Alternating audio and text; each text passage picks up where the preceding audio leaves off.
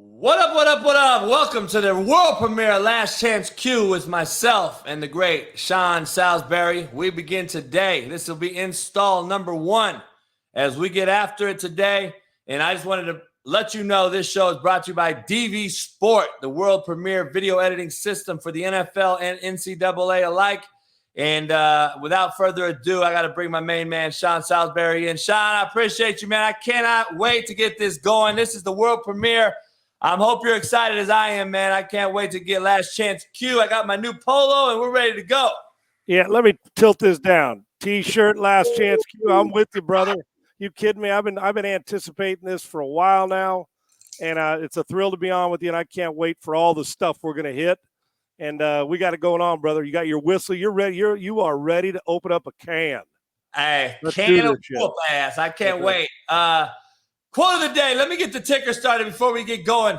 Today is the day you give up who you've been for who you will become, Sean. I don't know if you like that quote or not. That's just something I used to drill into my coaches and players alike. I'm sure you've heard it many times. But I love it, though, too, because it also means getting yourself out of your comfort zone. Because I always believe that I've never met an athlete who is you have to be comfortable being uncomfortable. I've never coached it or played it to the point where I was comfortable the whole time. You got to get comfortable being uncomfortable, and that fits your quote. You got to give up who you've been for who you'll become, and that's right on, brother. No question. We're gonna get into this thing, and this show is also brought to you by Betonline.ag. We are excited to get this going. The world premiere today, Tuesday, Thursdays, 4 p.m. We will also be taking high school, college, and anyone else's players who want to have their film evaluated. We will add that into the show, so make sure you drop an email to thecoachjbshow@gmail.com. We also threw out a video on social media, and I can't wait to get this going. Without further ado, we can't wait. We'll see you on the other side of this intro. Peace. The Pirates have won it for the first time since 1987. I'm back. Let's go. Welcome to Last Chance Q with myself, Coach JB, and Sean Salisbury. We will not talk over the amateur or under the expert. It's not only the X's and O's, but it's about the Jimmys and Joes. And it's not just quarterbacks. We got all the positions, teaching, coaching, laughing, and joking. We're using football terminology so we can get through this faster than we don't want to use these long terms, Coach. We got quick verbiage to get to the point. Last Chance Q with the great legendary Sean Salisbury. Man, oh man, Sean, I love the video. Shout out to my main man, Gabriel, for setting those up. The outro video is just as fire. You'll see soon, but the videos are unbelievable. We got this thing ready to go, Sean. To get this thing underway, Sean, I got to ask you something. Last Chance Q poll question for today, as we're in install number 1 of many on the world premiere here. Lamar Jackson last night won his 3rd game in a row. My question to you is, can he sustain throwing for 130 yards or so, under 200, let's put it that way, and win a Super Bowl? Can he win a Super Bowl playing like he is right now, I guess is the question. No, they're a dangerous team if they get it all going because of his ability. They obviously ramped up the defensive side, adding Roquan Smith, but they've also got some injuries at the wideout. No, and you know this. We saw it with Tennessee. Without Tannehill, last couple of weeks, Malik Willis has been in there. They're a team that's won, 5 in a row until they got beat by Kansas City. You have to be able to throw it in this league. And even if you don't throw it a lot, like 68 times, you got to throw it efficiently. And we know Lamar Jackson's an MVP skill set, but 130-some yards, unless you're going to dominate it and run for 250 as a team and play 16, keep teams in the teens points-wise, no. I don't anticipate it's going to stay there, but they are going to have to get more explosive in the pass game and more efficient for them to be around in January. I agree with you. I just don't think – and Sean, we could dive into this in a show this week. I'm sure maybe Thursday we'll get into it, but I can't wait to dissect your brain when I'm going to ask you, every week. We're averaging 8 to 10 quarterbacks in the NFL throwing for under 200 yards. I just can't wait to get into that this week with you. A part of the show that I wanted to bring to you is a Last Chance Q fan question I threw out on Instagram before we went live. And I thought this one was from a coach, very interesting, and he would love your input. Are core values still a critical element within a football program, Sean and Coach JB? Hell yeah, they are. One thing, listen, the game's changed physically when I say physically, certain things never go away with the core values, whether it's in the locker room or on the field or on the sideline. I think there's certain things you always have to do. And if we're talking about core values within the individuals we coach and teach and within the building, whether it's the person who's cutting the tape for us and getting our video, whether it's our right guard. No, I don't think you waver on core values. Games have changed, obviously, the way we approach it, the way we've spread out formations, all that on the field.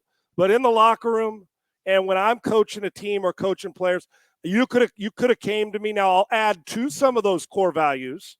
But the basis foundation of what you do to be successful and core values in the building, the first time you let there be a crack in those, the whole fucking thing shreds. So you got to stand firm. That's another thing why I like Deion Sanders, what he's doing at Jackson State. He's the oldest school, new school guy on the planet. Does that make sense? Yes, sir. He's going old. You're sitting in the front. Our values is this way we're going to do things. I'm going to teach. We're going to have fun, name, image, and likeness, and all that we'll get to, speaking on the college and the high school level. But, JB, there is no question in my mind. Teams that allow their standard and their core values to move the goalposts, unless you're moving them to add another value that matters to the core of your team. But I don't care if it's 1960 or 2022.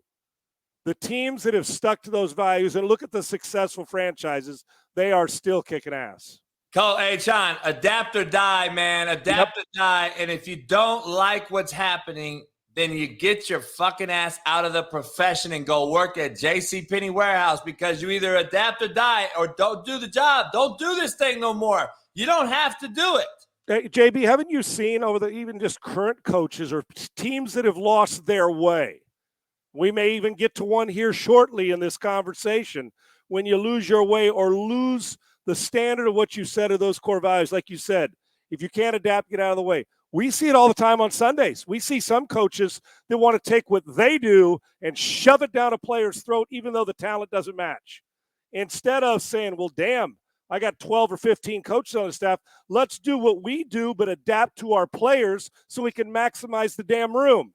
And I don't see enough doing it. And look around at the bullshit average football on the NFL level we're playing. It's as putrid, wherever the putrid is, it's as putrid as it's been in 2 decades. Now, the good ones are really good, but there's good, and then there's really damn bad, and there's a whole bunch of blah in the middle. Hence why there's only about a half a dozen teams that can win a Super Bowl this year.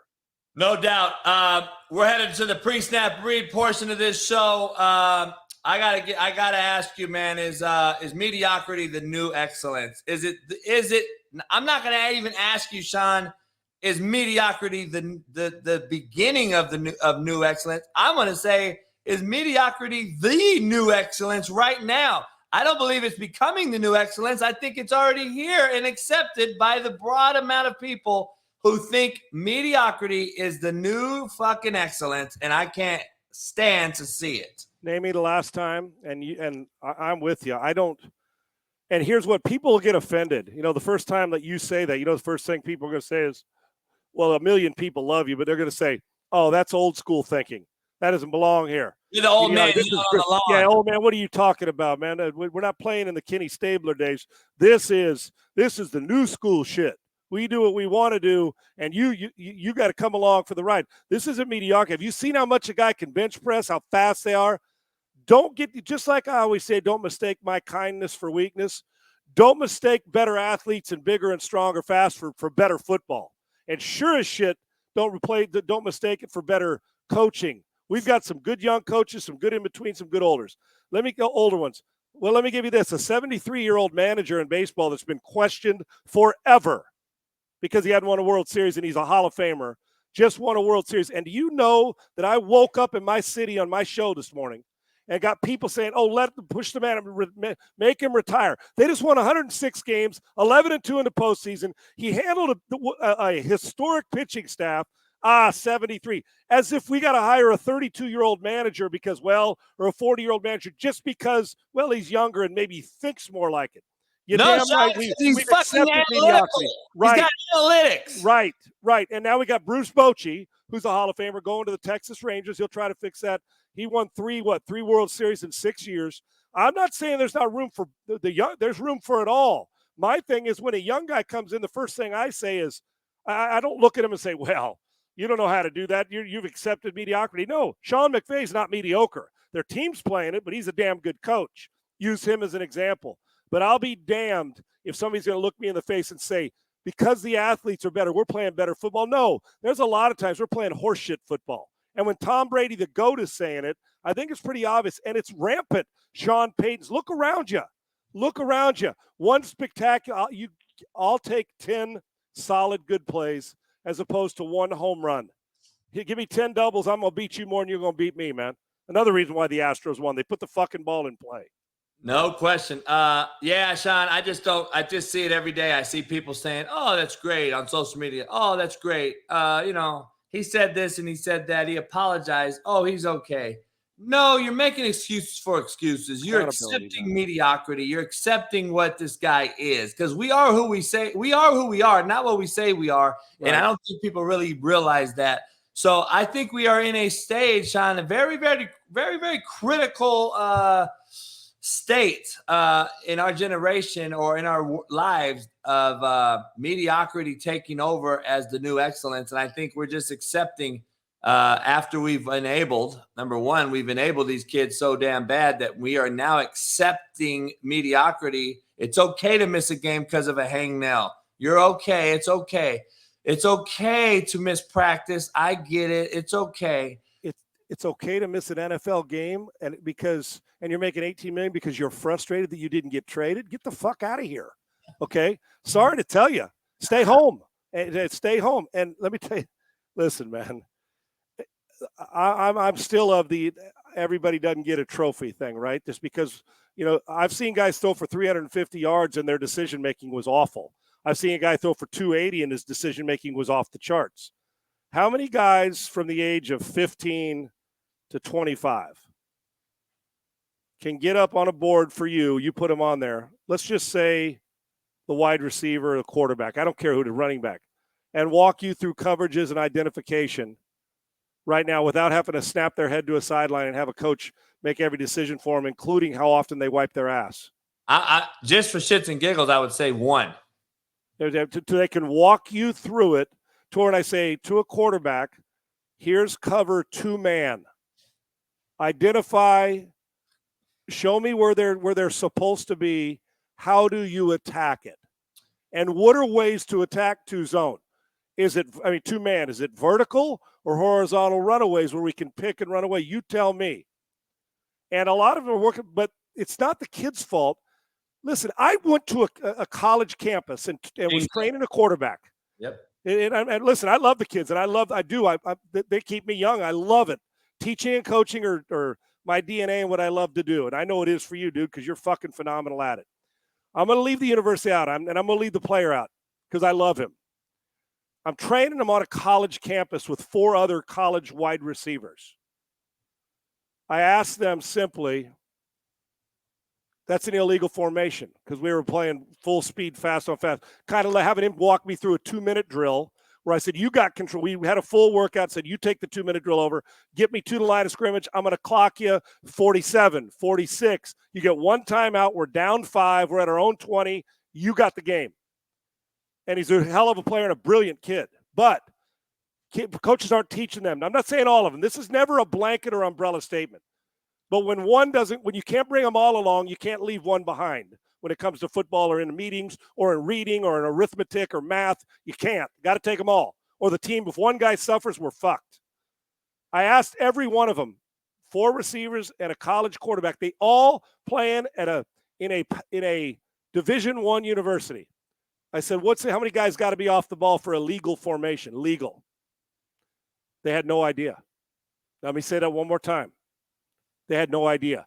So how am I supposed to break a huddle and line up if my guys don't know that if 4 guys are on, if we got 9 guys on the ball, we can't run a play? Oh, we can run it, but when we throw a touchdown pass, we bring it back. My point is that where's back to your values, your attention to detail, and your mediocrity? If you allow it to happen on Wednesday, it's going to happen on Saturday or Friday. Fucking right. You allow it instead of coach it, you got a major problem. Moving on, must-have attitude, Sean. I think it's critical. As a coach, as a player, as a damn academic counselor, as a strength conditioning guy, as a nutritionist, I don't care if you're involved in a program or an organization such as professional ones in the NFL. I have to go through my must-have attitudes. And I wanted to ask you, what is your top 5 must-haves when it comes to attitude? What do you look for? And I'll begin since you started we'll it. Go back and forth. Yeah, I want to hear. Go for it. Give me one. You have to have, for me, you have to be tough. That's number one. And that's not only physical, and you can go bench at 700 pounds and drop the weight on your foot and still practice that day. That's pretty tough, and that's something we used to always do. But mentally, right? We have to have some mental fucking fortitude. We have to show up when we don't want to show up. We have to be self-motivating. I believe that's within the tough realm. And having said that, I think comes with toughness. I think you have to be aggressive, not in a bad way, but within those lines in that weight room, even aggressive in the film room. I need to take notes. I want to know what this fucking corner's shoe size is. That is, to me, all in underneath the aggressive table. And then you got to be tenacious. I think aggressive and tenacious are hand in hand. I think you have to be tenacious when you go to class, Sean. You got to attack class and being tenacious, understanding that this is not the end all for me. I got to get through this academics to get up out of here. I need this diploma from my mom, from my grandma, from my dad, whatever it may be. I think you have to be tenacious. And then I think for you and me, I think we both agree, especially when we're coaching the QB in particular. But I think you all need it in every position on the football field, all 22. You got to be poised. I think you got to be poised. Even an O-lineman, a center, he can't be this jittery guy and not be poised when we got 2 A-gap walk-up in defenders in the A-gap and he snaps the ball because he's scared as shit. He's got to be poised and call it out and check it and easy, quarterback. Let me check this. We're going to full slide this thing. You got to be poised, wide outs, running backs. You got to be poised. We got an A-gap blitzer. Let me scoot up a little bit so he don't have a full fucking run at my cue. Poise comes in there. And then the last but not least, Sean, self-confidence to me. It's not cocky. It's self-confidence. It's a it factor type of thing, as we know, and I love to use that term, it factor. I believe it's defined by myself as an executive presence. You have to be self-confident in everything we do, because Sean, I hate to be a little primitive, but as you know, as I know, winners fuck the prom queen. The last time I checked. Go ahead, Sean. What's your 5? You ain't bullshit, brother. And I'll just add a couple, because I would have taken a couple of yours too. Use of physical. We can put more, but those top 5. One is Dan Fouts told me years ago, the great Dan Fouts. He had a hat on, and I asked about it. If you can't dazzle him with brilliance, baffle him with bullshit. That goes to the confidence that you better. Remember the commercial, never let him see you sweat. You got to find a way, whatever's going on, to fucking deal with it. So the guys around you. You can bullshit kid and still get him to fucking play for you and win games. That's my point.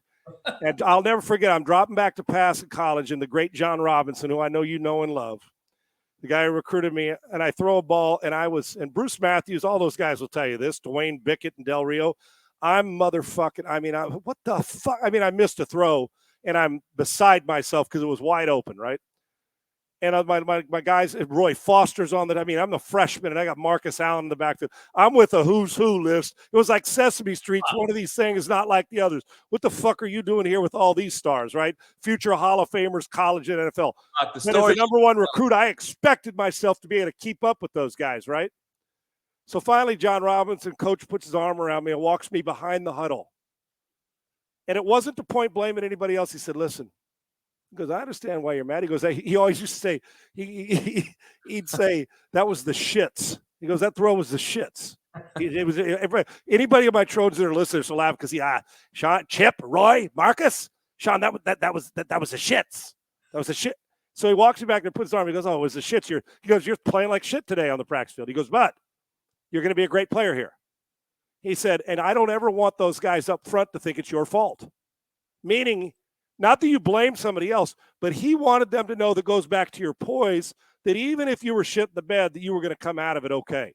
That they knew that when it was nut cutting time, that you had their back and that they could, when everybody else was going haywire, that you were good. And I learned a valuable lesson that day that it was like, damn, he's right. I wanted Roy Foster, old Boomer, and Bruce, and Donnie Mosbar, and those guys to say, if we got to put this freshman in and he starts going haywire, they always want to know that guy's got it under control, even when you're pissing down your leg. Which leads me to believe to a couple more, which you said. Another one for me is that you got to love this shit. You have to love it. It's an attitude trait for me. This has to be when I knew when I was done playing is when I didn't love practice anymore. That's when I knew. You got to love it. I don't care what level. You got to love it. And you got to, another one for me is you got to maximize the guys around you, which goes back to let them believe that no matter what, you can do it. I don't care. Listen, and my number one trait, you talked about physical and mental toughness, and I'm going to add emotional to it. The dog pees on your leg when you leave. You throw 3 picks at halftime. The coach ain't talking to you. You're getting booed by your home crowd. The girl you were dating now wants to date the other quarterback because he's out playing your ass. You come out at halftime. Your own teammates don't want to talk to you. What do? How do you respond? When anybody asks me what's the number one trait you want in a quarterback, I say, oh, of course, physical accuracy, the stuff I see. But if I got a guy who's a mentally weak or emotionally weak that can't handle failure, I got zero shot. I've got zero shot. So you got to be able to make sure the right guard play. If he's a 7, make him an 8. If he's a 4, you got to elevate his game to a 6. That's your fucking job. And while you're doing it, you got to deal with all the shit that's going on. And when you're playing poorly, how do you respond? And if you respond like you're supposed to, Elway, Brady, those type of players, Patrick Mahomes, you end up playing like them, Troy Aikman. So emotional toughness to me is just as important as being able to throw the ball a country mile. I ain't met an emotionally weak quarterback or football player that lasts very long or has sustained success. And you know what? Just to your point, you got to be able to handle fucking success too. Oh, get over it equally as quick. Amen. Yeah. I think a lot of guys are afraid of success, JB. Hell yeah, they are. I think they're afraid of it, so they just want – I confess he did it. Let that guy go get when it gets right to it, well, let somebody else go make a play. Oh, hell no. I'll make a play, and you got to make sure they get the credit for it, right? Yeah, and be honest, or they're just this cocky, arrogant fucker that just can't get out of his own way. He can't handle his success either, and eventually, God forbid you blow your knee out, brother, because nobody's going to remember your ass. You know what else, JB, with that real quick? You know what attitude? You know all these guys I'm about to mention. Rodney Harrison, God rest his soul, Junior Seau, the best players I ever played with. You know what they did more than Marcus Allen? You know what they did? They practiced like they were the fucking walk-on trying to make the team. Yeah. They practiced harder and at a tempo that the mere mortals don't practice at. They just did. I heard the same of Michael Irvin. Troy will tell you about Mike. You hear about Jerry Rice. I heard about those guys practice different. And I said love football. You better love practice too. You better love that. That's another attitude part for me. You better love it. I loved it all. I wanted to go in the weight room. I got strong. I wanted to be strong. I wanted to be the strongest quarterback on the bench. That's what I focused on. And at one point, I was in Street and Smith magazine benching 365 as a quarterback. And at that time, 92, 93, hey, fuck, pretty strong. I wanted to go in that weight room and do it. I loved it during my playing career. I hate it now. I loved it then. Right. So I just think that's all comprised into practice, strength, film. Sean, we know, gotta love film, right? I mean, great take. If you don't, you can't do it. If you don't love studying it as much as you throw it, you're probably gonna get caught. It's everybody. Listen, I could take any swinging dick out there and they can throw it in a pair of shorts and a t-shirt. The question is, Do you understand who to get and how to get him and why you're throwing it there? And when you know that and where you're supposed to throw it, the arm strength and the rest of it's the bonus. Sean, the next part of this pre-snap read, what it takes to become a football coach. I think, first of all, there's so many things, and we could talk to that. We just want to get through the necessities here. What it becomes to become a football coach is a special human. And as you know, I think you need a special backer, whoever it may be, your wife, your significant other, your daughter, your son, whoever it may be. It takes a village, as they say. So to become a football coach, though, I think you have to have the number one to me, Sean, is relationship building. You have to have that core value trait, whatever you want to call it. If you cannot build a relationship, I think you're pissing up a rope, pissing into the wind, whatever the hell you want to say and use term-wise. If you can't build a relationship and if those kids don't trust you, because Sean, I'll be honest with you, man, as a coach, there's so many things to this, and I know we could talk about this for hours and hours and hours. Better have a philosophy, number one, and it better be a 1 to 2 sentence one where you can spit it out anytime a coach asks you, what is your philosophy? And I've go around clinicking, Sean, and even Division I guys have yet to tell me what their philosophy is. They don't know. They do not know what their legitimate philosophy is. Like, it blows my mind. Like, I don't understand it. And I think you have to have a philosophy, number one. Number two, you have to be able to build relationships and get kids to run through a wall. And that's the ultimate foundation of becoming a coach, in my estimation. And Sean, I'm going to leave it to you on this.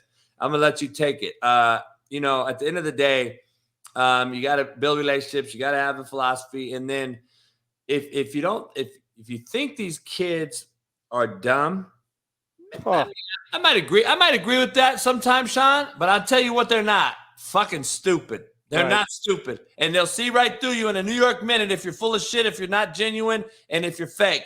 And if you're not that, like you just said, fake it till you make it. Even if you are, you better fake it, because those kids will see through it and they won't practice for you. They won't show up for you. They won't run through a wall for you. They'll fumble for you. They won't care. And they'll walk out the weight room and they'll half-ass effort you at the whole day and every single day and year in practice. And you got to understand that. So you got to be genuine in what you're selling. You got to get them to buy what you're selling. And I believe that's the core foundation of becoming a coach, Sean. And that's layman's terms as best as I can say it. And that goes with that inspire and trust leadership part that I preach. Command and control leadership of the old school military command and control. It may work at times, but the majority of your leadership has to be inspire trust. And to go with your have a philosophy, your boy Pat Prez, our guy who's a fun golfer, and Pat, if you can't fit it on a 3x5 card, it's too much. And if you don't put anything on the 3x5 card, it's way too little. And you better have that foundation. And there better be a philosophy, ... Why? Goes back to your original at the top of this show. You better adapt. You better be able to add to and take away from when stuff becomes archaic. Or if you're a cover two coach, if your philosophy is cover two and cover two is no longer a base defense, and you got to use that as a mix-in and realize I had to change. And another one you mentioned, trust. Find me a guy you've ever dealt with. Financial advisor, your insurance person, your teacher, your coach, your best friend. And there's a difference between building relationships and trust that you want them to be your best friend. Fuck that. I don't need my coach to be my best friend. When we're done playing 30 years from now, It's like my dad. When my dad died, my best buddy. But when I was under my dad's roof, he was my dad first and my best friend second. No doubt. And the respect. So there's that, build the relationship, but the relationship should be built on, can I trust you when we're kicking ass, when things aren't going well, and when we're getting our ass kicked?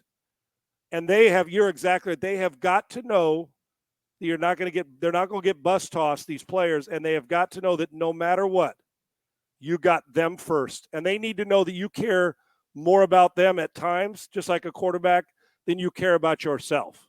They just do that. You do anything. What do they say about great leadership? Leaders don't tell you what to do. They pop out in front and show you. I think that's part of building a relationship. They got to know you trust. Once again, I'll go back to Dion because he's been on my mind a lot about how a guy because the Jeff Saturday thing, which I know we're going to hit today, is he went in there, and when he walks into a room, the substance, kids believe that he's there for them. He loves them. I know that for a fact, as do a lot of coaches. But I know there's plenty of coaches, and we've seen them. They don't love you. They're there just like some players to get their paycheck and to be a celebrity instead of a football coach or a football player. And celebrity doesn't last. The core of your values of being a passionate football player is going to last longer than celebrity when it comes to that. Celebrity, want to be a celebrity or first has affected some guys. That'll keep you in the game for a minute and get you to the parties, but it'll get you ass kicked about year 5 of your career too. No doubt. Last part of pre-snap read.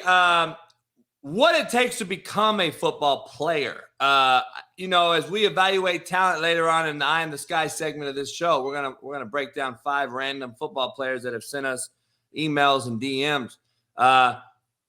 I want to see what it takes, because before I even watch their film, I want to see their mannerisms. I want to watch them in practice. I want to go evaluate them. I created, Sean, a checklist. I called it a recruiting manuscript.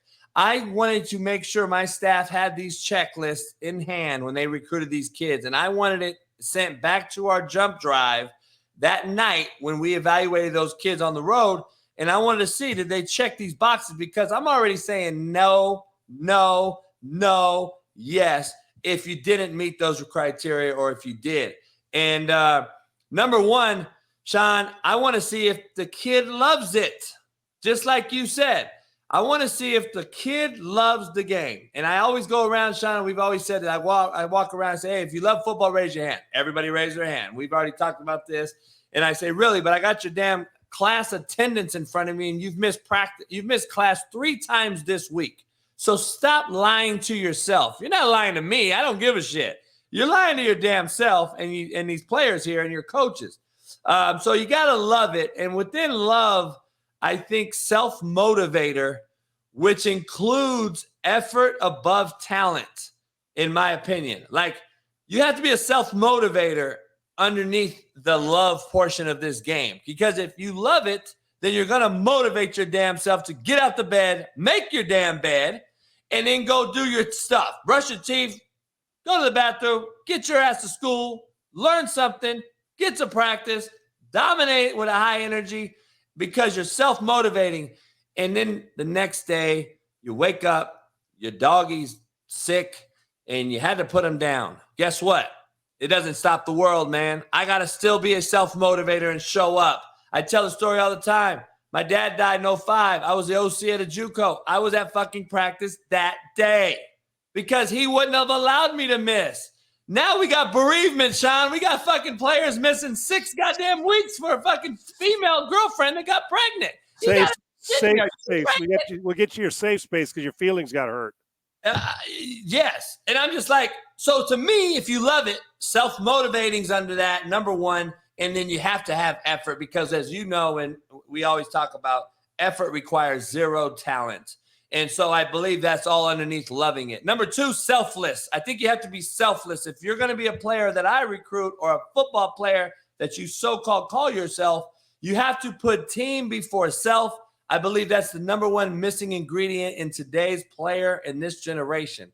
Number 3, self-pride. I just think that you have to have some self-pride in this thing. And I don't know if we have self-pride in this anymore. If self-pride, Sean, means I know who Sean Salisbury was if I'm an SC quarterback. If this quarterback right now at USC don't know Sean Salisbury, then to me, not only has his staff failed him, he's failed the game, and he has no self-pride in knowing what he is chasing. I'm chasing Sean Salisbury's fucking freshman record. I'm chasing XYZ. I don't care. Self-pride is a thing, and that means you have self-pride too. I'm going to go to class. I'm going to get an A because my dad challenged me before he passed away to get an A in this master's course. I said, all right, I'm going to go get it. So I did it. Self-pride is missing as well, in my opinion. Number 4, humility, Sean. I think you got to have some humility in this thing if you're going to be a football player and stick around for long enough. You got to have you got to eat some humble pie sometimes and not just sit there and think this is a dick measuring contest every single day. Sometimes some people are better than you. You got to eat it, go get better, strive to be better, and get his ass back next time, whatever it may be. Weight room, you may have lost the bench press contest for the day. hey, guess what? I'm going to go get it, but I'm going to be humble and I'm going to respect this guy. I'm going to shake his hand and say, you got me.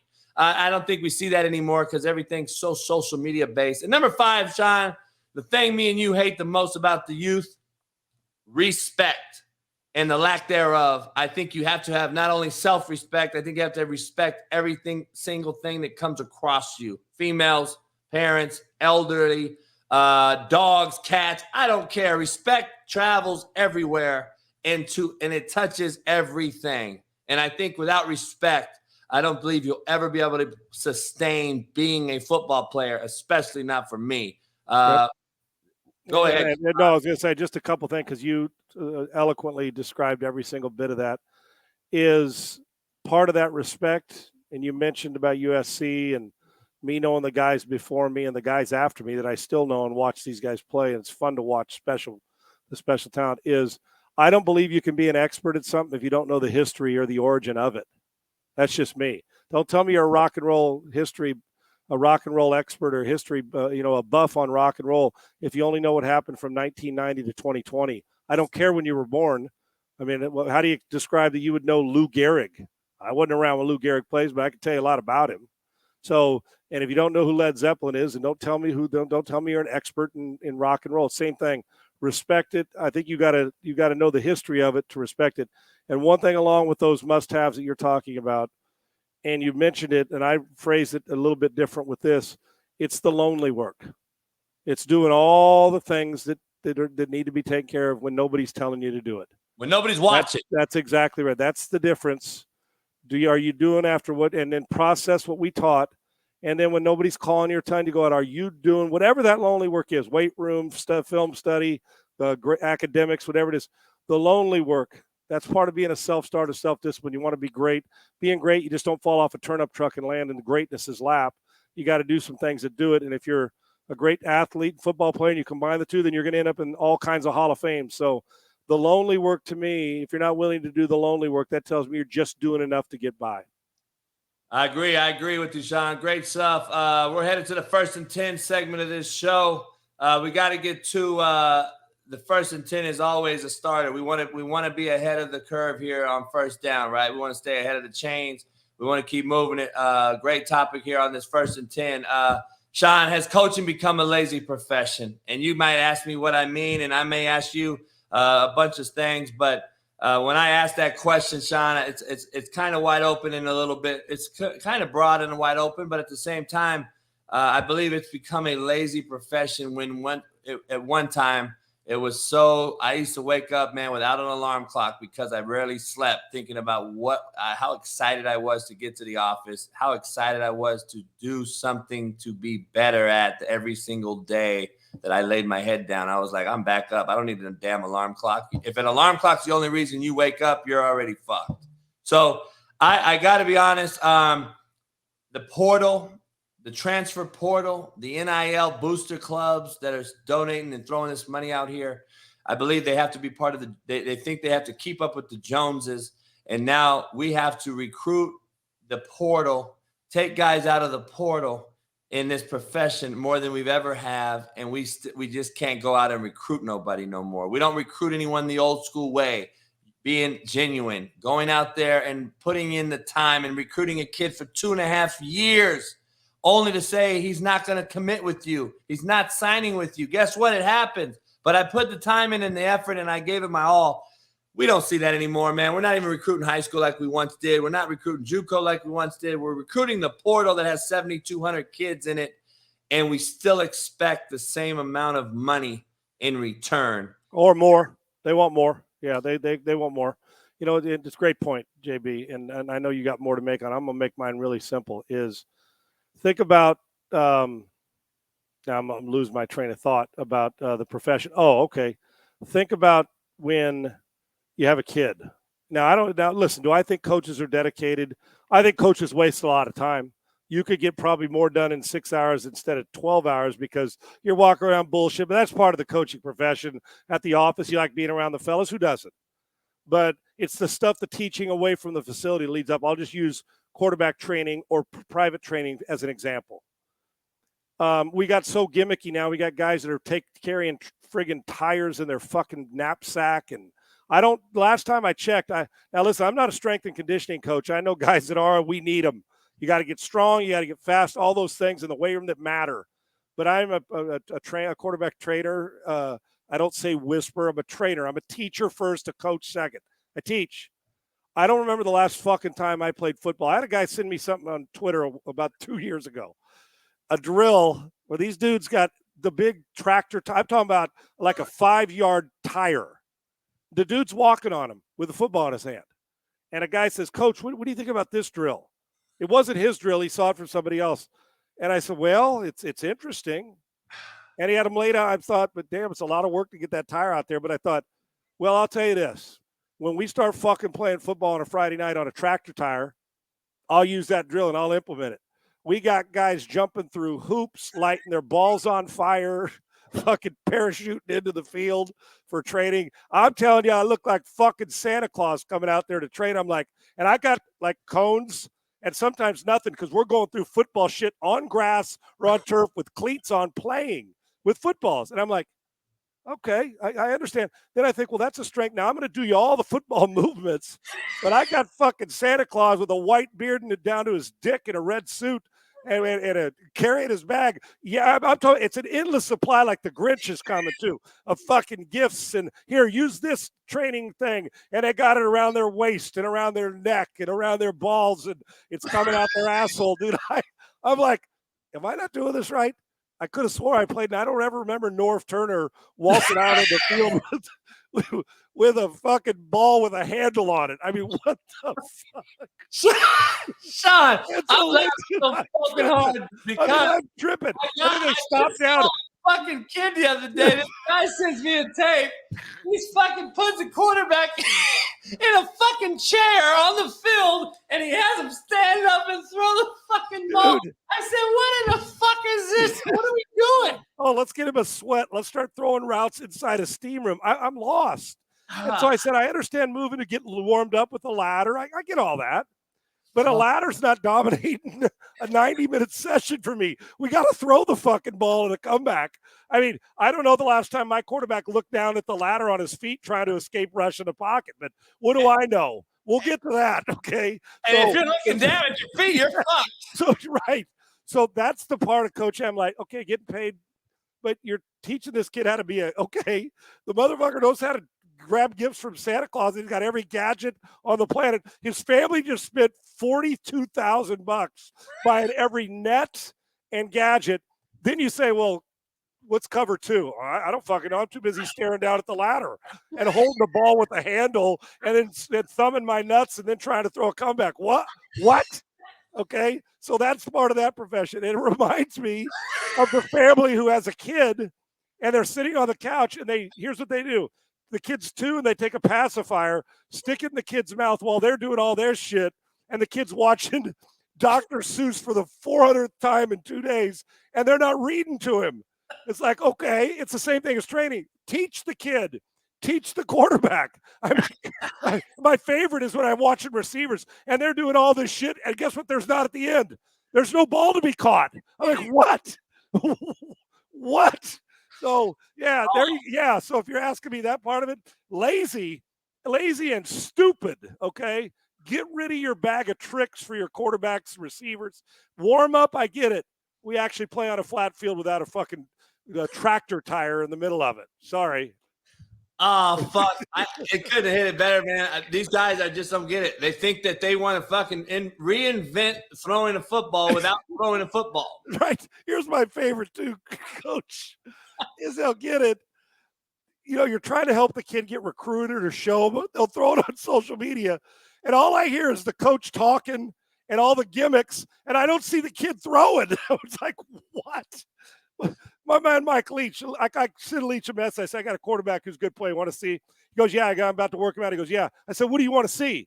He goes, I like to see a lot of screens. I want to see the quick game. I want to see how the ball comes out on the intermediate, like the seam throws, the shallow cross, all the shit Mike likes to do, right? On time. And he said, make sure you, and I was laughing because I'm sure he has to tell. He goes, hey, Sean, just make sure you get the throw, the drop back, the throw, and the catch. because Mike wants to know, well, it will look good throwing it, but the motherfucker land 8 rows into the stands. I can't recruit that kid if he did it 8 times in a row. And I'm like, oh my gosh, we've gotten so, see what I did on social media. Look at the cones I used. Yeah, and great. Can your quarterback throw an out cut? Well, I'm not sure about that.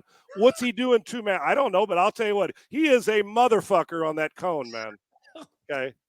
Gosh, oh fuck, man. I just can't. It can't be better put than that, man. But and then we'll still have. This show's gonna air today, and fuckers are gonna say, "You don't know what the fuck you're talking about." Oh yeah, that's my favorite too. The guy sitting in the stand, sitting on his thumb, who his last time was flag football in the 3rd grade. Not that he doesn't know it now. Flag football in the 3rd grade, and he's telling my ass to get in and out of a huddle. Get the fuck out of here. Okay. Gracious. First and 10, brought to you by Sean Salisbury. Fuck that. He killed that one. Is it fair to pay 17 and 19-year-old Sean before they ever perform? And before you answer, 2-part question. Is it fair to put it on these kids? Number 1. And number 2, if you tell me no, should incentive-based pay be a more measurable approach? I can't wait to hear your take on this. I still got this purist in me that says, back to our love. Do you love to play? Would you be doing the same things if you weren't getting paid? Do I have one issue, honest to God, coach, and you're a freshman in college and you're going to win the Heisman Trophy and they're selling your jerseys? Do I think you should get paid? You're damn right I do. I mean, the person who's putting on a 4-H show, they can sell their hog and get paid, right? Yeah, they can get paid. So I'm all for the pay. I don't like hand-to-hand, that feeling of hand-to-hand cash.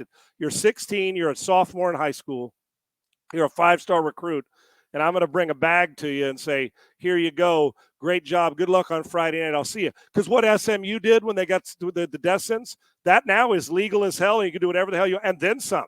Yep. So I incentive-based, I'm fine. I don't like you coming to my school because I got more cash than the next guy.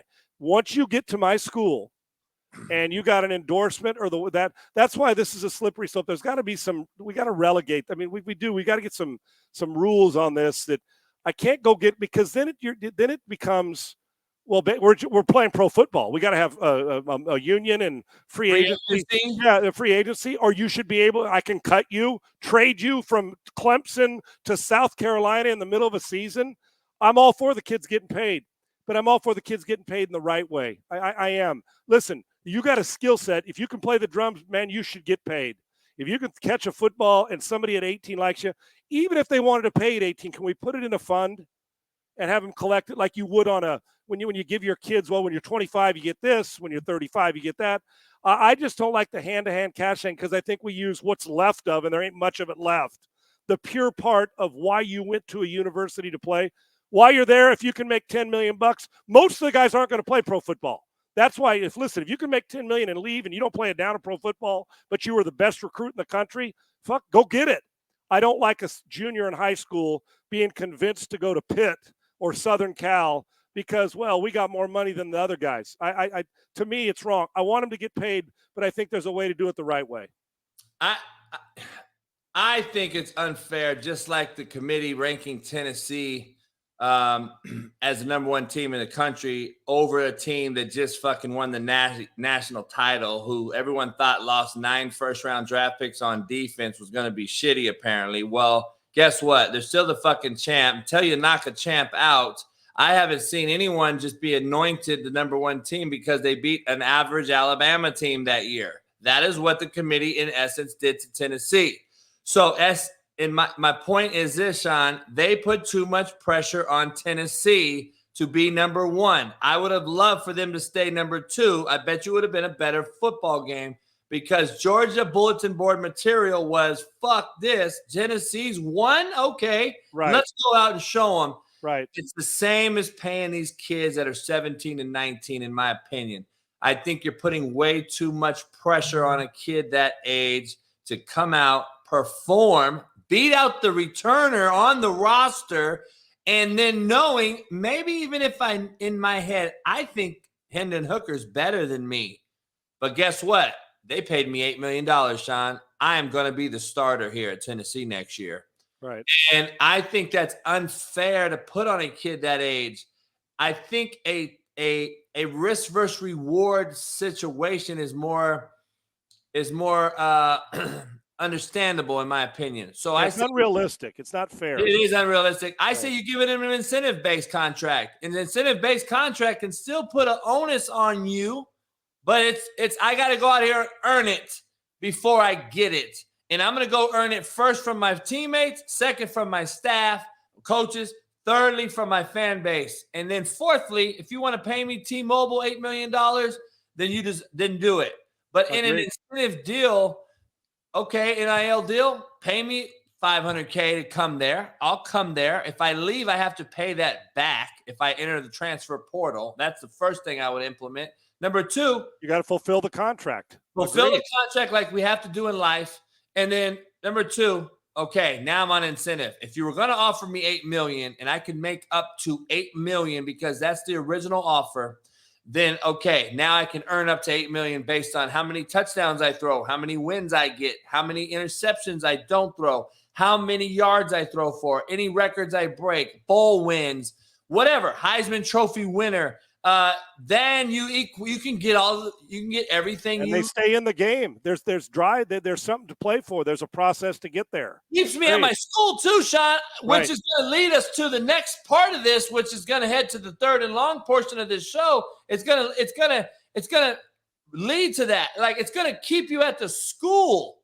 And as we head over to the third and long segment of the show, and it's a great segue, Sean, transfer portal or NIL? What's worse? Well, you hit name it, dude. With the name, image, and likeness about paying players is what you heard. Here's the problem, and we had talked about, of all the things we talk about, this was one that we don't talk about. We come on here raw. We know what we want to discuss. We don't tell each other what we're going to say. Is the transfer portal, and I want you to say this, but you mentioned about the transfer portal causes people to chase money, basically. And you can explain it better. For me, I don't like the fact, I guess, like I said, I'm all for getting paid the right way. With the transfer portal, I don't like unlimited transferring in a certain time because the thought of a guy playing 5 different schools, and I know people are going to say, well, if the coach can do it, yeah, he can. I get that's the argument in favor of. He can go to 2 or 3 different schools if they want to buy him out and go. I get it. But I just think there's got to be some kind of regulations where we got to learn to compete a little bit. I understand you get beat out by a 5-star and you're a freshman and want to transfer. I get it. But you can't chase the money. We're not doing that. Guys used to transfer for an opportunity to play. Guys now transfer for an opportunity to get paid more, and they don't give a fuck if they're playing or not in some cases. So to me, I think the transfer portal's worse because I've always thought, I would have loved name, image, likeness to be around when I was the number 1 recruit in the country at USC. And yeah. I get them both, but we can't just run rough. This can't be the Wild West because if you rob Peter and do the transfer portal and name, image, and likeness, eventually an alumni is going to say, well, my 5-star is not playing. I want my money back. Lawsuits start to kick in. And then if you transfer all over the place, what message? Because most of these guys are not going to play pro football. The message that you're saying is go get your bag. I get it. Get your money. But you can't run from that in life, man. You just can't. Eventually you run from it enough times, you're worn out. So I think there's got to be regulations on both. I would say the transfer portal to me is a little more overboard right now. I agree. I think if because it touches more people. Name, image, and likeness, all of them aren't getting paid. Every kid can transfer because one team's trash can be another team's treasure, right? Sean, we've done the research on this deal, and I had to do it because when I do my show in the mornings, I had to break it down without putting my foot in my mouth. I don't want to say shit that I don't know is right, and it's true. And the average NIL deal, Sean, is $300 for these kids. Right. $300 is the average NIL deal, or less than $300. So when you see these kids getting this $8 million and this $2 million and this $1 million or whatever, it's a 1% of the kid. And that's the problem. See, the 99 percentile sees the 1 percentile get this bag, so to speak, of money. They all think they all deserve it now and should all get it. So guess what it does? It creates a bigger let me go chase greener pasture type of Right. attitude. I'm going to chase the pasture that's greener over there because Coach Saban couldn't pay the backup left tackle and the fucking fourth string DB. Right. Because he's not getting a jersey selling deal in the bookstore. He's not getting a card deal with Cadillac. Only Bryce Young is. Only the starting left tackle is. Only the running back is. Not the backups. And they think that just because of that guy's getting this money, I can enter the portal and chase this bag at another school. But in theory, you're chasing the bag at a new school, but you're doing the same shit over and over, expecting a different result, which is insanity. Right. And I just think the portal has become so abused. It's become so abused, and we either coach it or allow it, Sean. I say it every day. And the NCAA, having no football commissioner, I think kills these kids in so many ways. And without a commissioner or any hierarchy whatsoever, we're abusing this portal like no other. And not only are the kids abusing it, Sean, the coaches are abusing it. Oh, there's no doubt. The next thing to come down is going to be, as you know, is going to be a union for players. There's going to be a college football. There has to be. Can't keep this up and not have somebody to protect the kid. No doubt about it. No doubt about it. Social media important, Sean. I gotta be honest. I wanted to get your take on this. I think social media importance is huge. I think it is a very, very important aspect of these kids recruiting. I think that building a culture within your organization. I don't think people understand how important it is.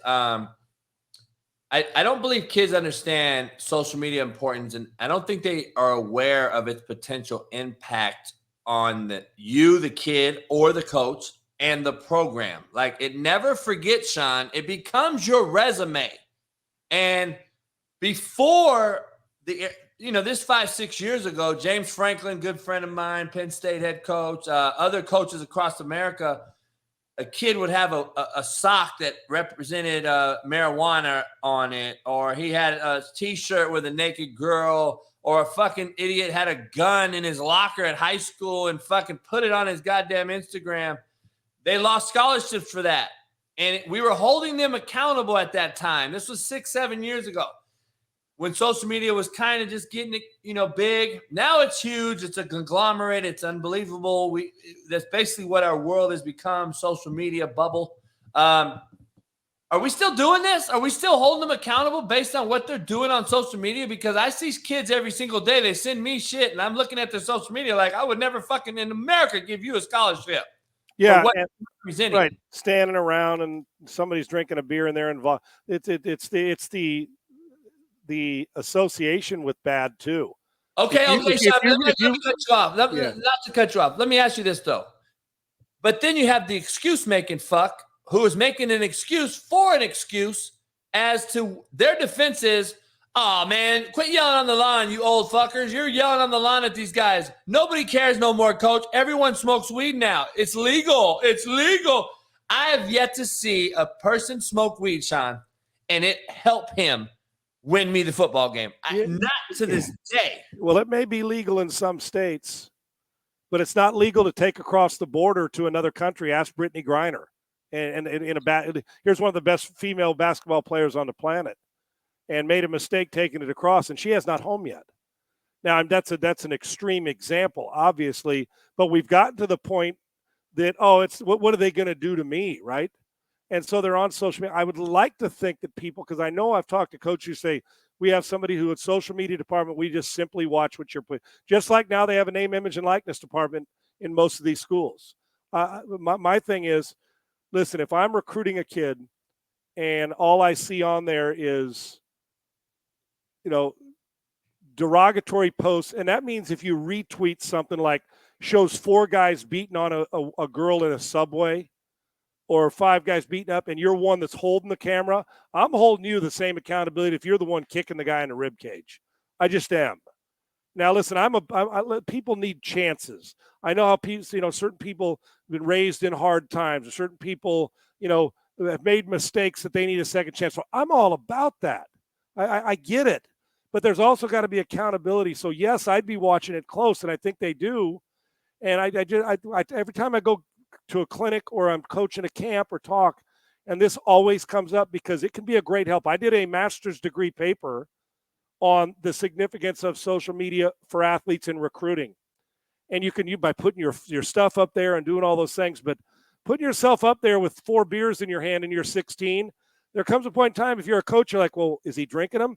Or a weed, like you said. Yes, it's legal, but I don't think that Lincoln Riley is going to let a guy come into the quarterback room and smoke a big old blunt. It may be legal in certain places, but it's still illegal when you get drug tested for it, is my point. I get it.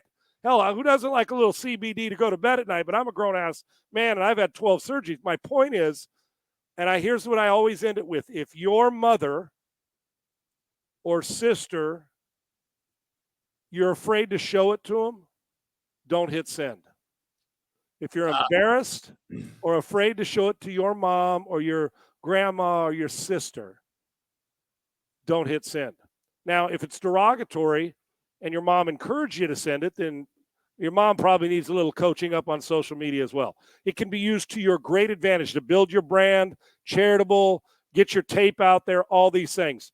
It can also be, we've seen every year there'll be dozens and dozens and dozens of kids who lose a scholarship because of the poor, because they hit send when they know damn well they shouldn't have. Bad idea. And now with technology, Sean, you can unsend shit and you can do all these things, but these cats are screenshotting your shit before you unsend it, and that's going to never be got. So, a great point on don't hit send. My thing was, and this is something that I use with my players, this slide we're showing here, your social media strategy should be consistent with your damn values. I just think that is huge. I think, and even if you're faking it, like we've already discussed, fake it till you make it. Get the scholarship, get through it, and then guess what? You still got to do it because the NFL GMs are looking at your social media too. Right. So, and then make sure you draw a line between your public online persona and your private life, Sean. I don't think these cats understand it. And you don't need to share everything with everybody. You can leave a little for the imagination. You don't need to share everything with everybody. No, people aren't in the back clapping for everything you do. Matter of fact, the majority of them want to see your ass get kicked and fail. So those people aren't rooting for you. Matter of fact, the truth is some of the people closest to you are rooting the hardest against you, so you fail. So be careful what you share with them when it comes to this kind of stuff. And there's always somebody say, "Oh, did you see that one?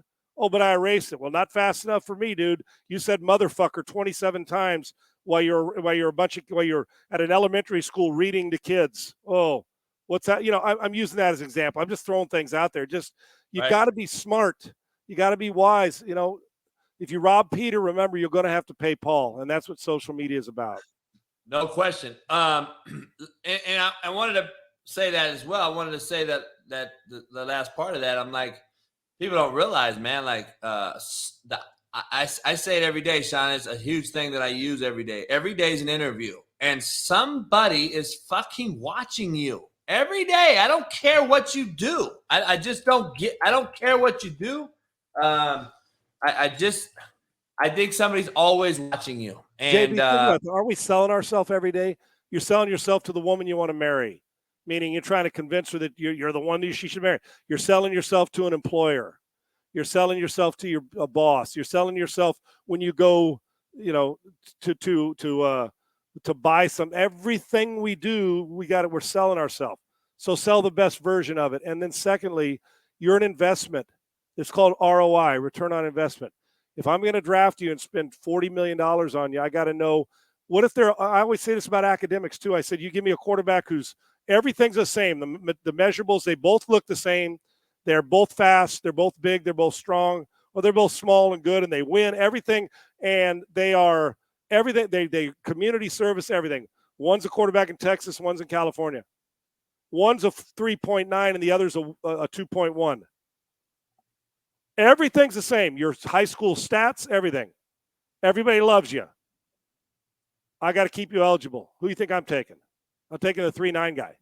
Not that a 2.1 guy's not going to be a good student in college, but I'm not putting my job at risk because I know that I'm safe here. What have you done? That's part of your resume, part of selling, part of whatever you're doing. People are watching. And so, you know what? Make it easy on yourself, but you're selling yourself to somebody out there and they're invested in you. What's the scholarship at SC cost now? Damn near $500,000 for 4 years. A lot. Why? I'm not just giving it away, man. I got to do what's best for my program as well. So I'm with you. Social media can ruin you or it can help make you. Depends. No doubt. 2-minute drill, Sean. We're gonna bring it up. I gotta show this. We got the 2-minute drill here.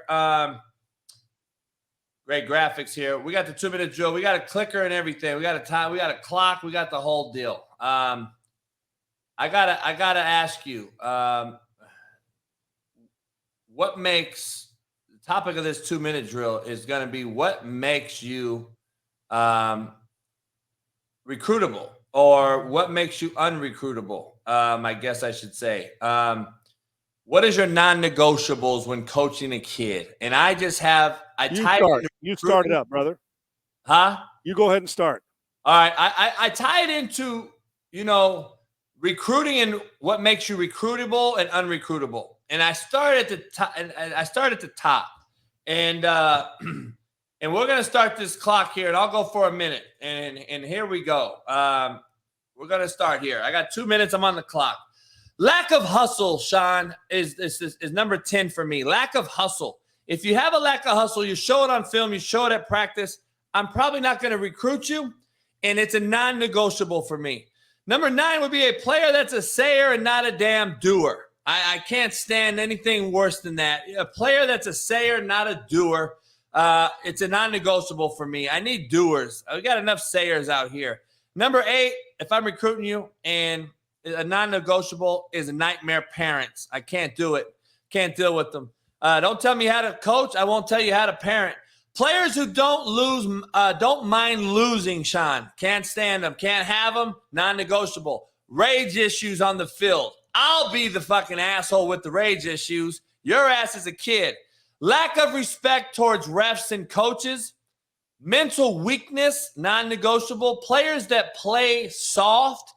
Terrible attitudes, and I'm going to give it to you. Bad body language is the number 1 non-negotiable that is on my list, Sean. Go ahead. Yeah, and I'm with you. Helicopter parents, out. If you're one of those, I don't care if your kid's good. I'll take a 4-star over a 5-star if I got to coach your ass too. Out. I'm just not doing it. I'm not babysitting the parent more than I am the kid. And if the kid or the parent or I love the game more than you do as the player, I'm not recruiting you. If I love it more than you do, I can't recruit you. I just can't recruit you. I'm not here. And if I have to coach effort, which goes along with you, I don't fucking coach effort. I'm not coaching effort. That's on you.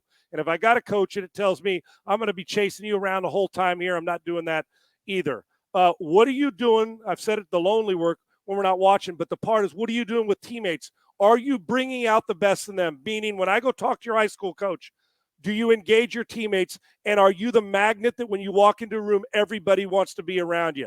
Show me that leadership. I'll show you a winner. No doubt. Where do you put, teaching how to be a leader? Like, my definition is leaders create more leaders, not more fucking followers. That's what I love saying that. I think that's a real thing. I think you can teach a kid to follow the guy to the right instead of the left at the stop sign. If you really want to be a leader, you have to make hard decisions. I think that is a non-negotiable for me going forward. If I ever took a job again, if I see you follow something, man, and not be convicted, like stand with your convictions. For instance, Sean, off the top here, we caught up a little bit here, so I'm glad. But I want to just take it off the subject real quick on some banter. I had a kid during the Colin Kaepernick whole situation taking a knee during the national anthem. I had a kid at Indy on the show year. They didn't show this portion because I motherfucked him, but he took a knee. We're out there in Iowa, of all places, and I'm sitting there like, fuck you doing? Get your fucking ass up. And I said, I'll cut your ass right here. Great kid. I love him to death. He was a great player on the team. He stood up. He didn't argue back or nothing. He moped, sucked his teeth. And I always tell our guy, Sean, Women suck their teeth. Men fucking strap their belt buckles and put their hard hats on. I said, the next day, Sean, bring him in the office. Now, listen, you got 10 seconds to tell me why you took a knee. And if it's viable, if it's legit and it's your own thought and you thought it out and you have your own belief, maybe I'll consider talking to you about it. What is it? You got fucking 10 seconds. I'm going to cut you. In the first second, Sean, he said, Miss Pinker told me to do it. A fucking teacher on campus. So I'm sitting there like, if you don't have your own belief and your own convictions, I have no respect for you, and you're not going to be a part of my team with that mentality. And that's just a non-negotiable that I'm going to have moving forward. Self-thinkers, man, are fucking huge for me. Right. And you know what? Every now and again, I know this is going to sound crazy, but on the field, I want you at times to be able to beg forgiveness rather than ask permission. If you're a quarterback and you walk over to me and say, well, I thought, no, don't tell me, don't think. But if you walk over to me, I said, what the hell are you doing? Well, Coach, I saw cover 4, and I thought we could get the bank post because outside leverage on the corner, and I wanted to take a shot. I got no problem with it, man. And that's part of what you're saying. Be a thinker. If I don't have an outside-the-box guy, find me a quarterback without a set of balls, and I'll show you a guy who can't win. That's no doubt. I'll show a bunch of them. Derek Carr, Goff. I mean, I can go down to the Kyler Murray. We're not going to talk about that right now. Let me get into post-snap read. Where do they rank? Let's rank these right here, Sean. I got to rank these. Relationships ranked versus core values, ranked versus mission statements, ranked versus detrimental to the team contract. How would you rank those, and what would you take out? If you want to take some out, take them out. If you just want to use one, use one. But where do those things rank in your cultural building, program building mindset when you take over a program? Or if you're a player or a coach, where do those things go into your mindset at? Where do they rank? Relationships first for me. Relationships. And that goes with when you build relationships, they're going to know your core value. I think that's the top of the top where you put that. That's the umbrella. And I'll tell you another one. Have a vision for them. Give them a vision they can believe in and ways they can reach it. Not just don't say, hey, we're going to win a championship. I need steps. Tell me how we're going to get there. If I'm a coach, I'm going to lay out the steps. I'm going to build. It all starts with relationships. That doesn't mean best buddies. Relationships, respect. When you have relationships in the building, relationships lead to trust. Trust is part of core value. Core value is part of building a mission and putting a plan together, and that mission plan and your statement about here's where we're headed and here's how we're going to get there. No doubt. Like my biggest thing, Sean, building this program, and when I go in there, I want to take something new that I didn't use at the last program. I left that was for that program, this program, but I do travel with adapt, right? Yes. Adapt or die. But I travel with like a mantra, not only for the staff, for the team, but it's a team core value, but it's also a team mantra, I guess. My motto, my mantra. There's a bunch of different elements into this. But WIN. What's important now is the acronym. WIN is the acronym for what's important now. And I believe if you teach that within your core values, you have a relationship, and you teach what WIN means. Coach, what's WIN mean? Well, it has nothing to do with winning fucking football games. I'll tell you that right now. It's about winning 6 days out of the week. So day 7, which is game day, takes care of its fucking self because your ass didn't rob McDonald's. You didn't get caught stealing at Walmart. You went to study hall. You got good grades. You were in 6 a.m. weights. You were at practice on time. You got a plus grade on your grade report this week from our coaching staff per day. You fucking practice hard. You watch film and pass your test game day. And you know what? When we do that as a team, we're pretty much guaranteed to win that fucking 7th day. And the last season on Netflix, John, we lost 6 days out the week. And I told those guys on national TV, you don't fucking deserve to win a game because we lost games by 1 point, Sean, 2 points, 1 point, 2 points, last second field goal, 1 second, because we did a late penalty. We got a quarterback hit a quarterback late, Sean. We got a fucking personal foul. Controllable penalties, control stuff you can control if you're doing it right 6 days a week. And I think win is the perfect motto, mantra for a program. And that's what I travel with win. We get on the back of our shirts. Year 1, win. What's important now? Year 2, Sean, they still know what win means. But now on top of that fucker, I says expect to win. Right. And that is what I travel with. And I think every program that I go to and take, I'm going to use that everywhere I've ever been. I've used it. But, detrimental to team contracts, I think, is a critical element because you have to have a consequence for an action. And if you don't have that in your program, you're not a good leader, and you're definitely not a leader of men. And if boys don't have someone teach them how to become a man, you are failing them as the leader of men because you're not turning boys into men. You're just allowing boys to continue to be boys. And I think that is a huge thing because if they fuck up, they have to have a detrimental to the contract result and consequence. And they will take as much as you allow them to take. You should all implement that. I don't know. That's what I feel. But I would 100% agree. It goes back to non-negotiables, man. It just does. You're right. 100%. No doubt.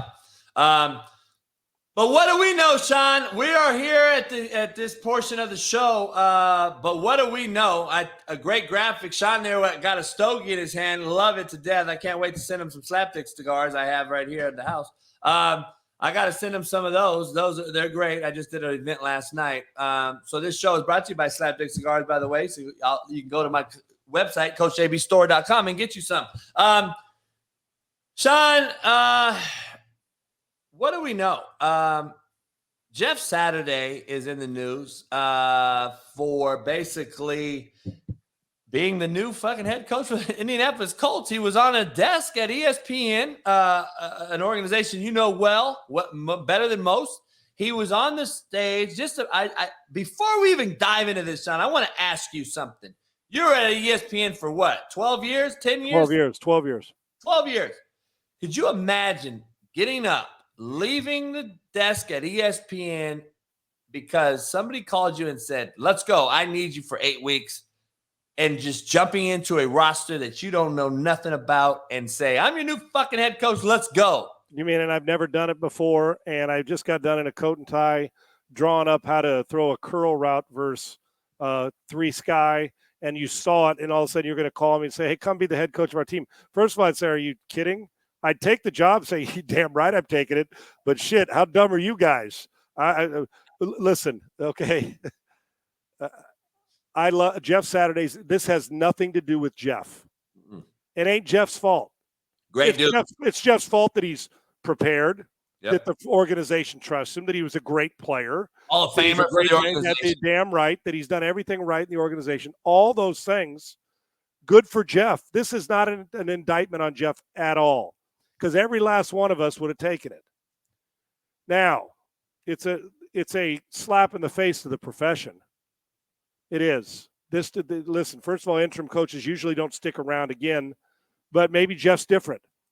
I can tell you this, it's going to be leadership, not tasks that he's got to jump. If he doesn't walk into the coach's room and talk and address the elephant in the room, because every single one of them saying, how the fuck am I not the assistant? Am I not the head coach? This guy was drawing up offensive line play in a studio in New York 4 days ago. John Fox, who went to a Super Bowl coach, is on that staff, and so is Gus Bradley, who's been a head coach. That's my point. It's like, come on now. Now, do they love Jeff? Yeah, respect him as a player, great. But there's so many things that come in. It is a slap in the face. It's not a slap in the face to any just race. It's not a slap in the face. I don't care if you're a female, black, white, Native American. I don't care. I'm talking about in this particular situation. As an interim coach, it's a slap in the face because no, Jeff Saturday is not ready to be the head coach for the Indianapolis Colts since all he's done is coach high school football. Does he know the X's and O's? Of course he does. Does he know how to talk football and teach it? Of course he does. But there's so many other things that go. It's basically saying, well, being a head coach is easy as shit. Well, why don't we ask Frank Reich, the guy who just got fired, how tough it is? So Nothing on Jeff. I'm rooting like hell for Jeff's success. But I can tell you, it's a long shot. And he better go in there and lead. He better grab the coach's room, address the elephant of why he got this gig, and let them know the respect he has for them, which I'm sure he'll do. But Don't go in there and try to bullshit. Most of these kids don't even know Jeff played. They didn't watch him play, most of them. If they did, they were teenagers, and now they've moved on from it.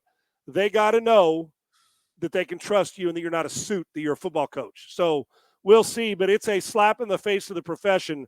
The guy's been grinding for 30 years. He's 50 and has never been a head coach, and the interim head coach may be the only job he's got, or that they've had it before, and you're like, what did you just say? Yeah, because Jeff Bezos is going to call me. Listen, I drive my buddy's Tesla. I've been in it before. Now he wants me to go be the CEO for Tesla. Well, shit, I'll be there. The salary's nice. I'll hire a bunch of people smarter than me, and I'll lead them. But fuck, don't bring a chip at me because I don't know what you're doing with it. I need a little more preparation. Good luck to Jeff. It's not on him. This is a slap in the face, and quite frankly, it's kind of a clown decision by Jim Irsay.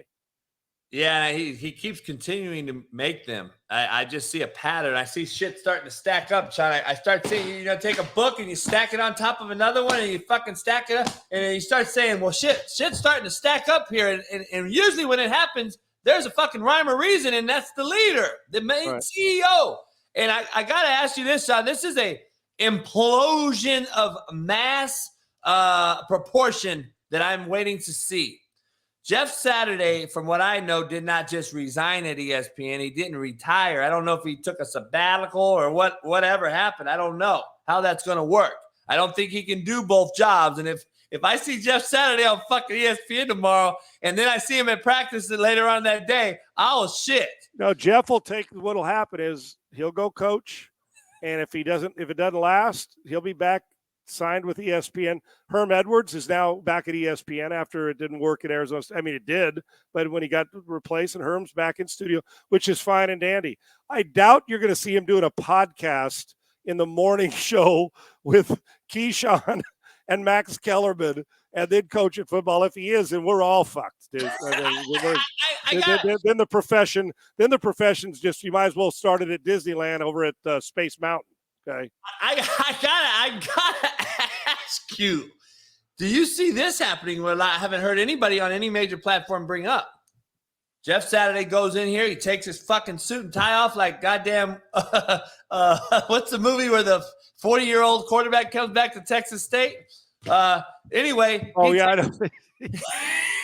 He takes his fucking suit and tie off, comes in there and motherfucks fucking everybody. He fucking motherfucks Reggie Wayne on staff, and he's getting this thing going. He's motherfucking Matt Ryan, and you know what? We're in this fucking video camera world, Sean. I just videotaped Jeff Saturday motherfucking Peyton Manning's favorite, Reggie Wayne, in a staff meeting.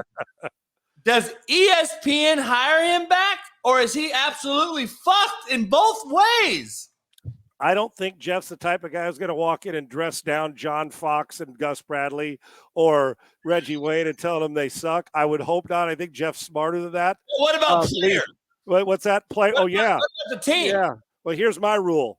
Cell phones don't get to come out. Everybody put their cell phone in it, but just like that, like your keys when you're drinking, all of it goes right here. Because when I dress your ass down for jumping off sides 5 times, you ain't fucking putting on social media. No, dude.